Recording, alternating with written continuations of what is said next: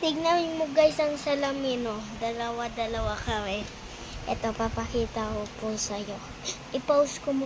Ito. Diba dalawa itsura ko guys. Itong case ng lolo ko. Lolo ko tong cellphone. Si Daddy Lo. Ito. Ang ganda no guys. Diba nakita nyo? Ayan o. Ayan guys.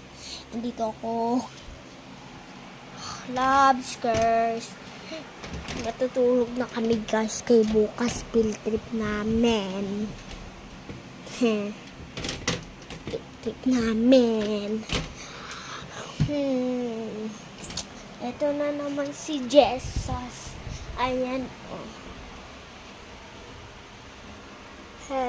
Hello daw Jesus. Joke lang. Gino-joke ko lang.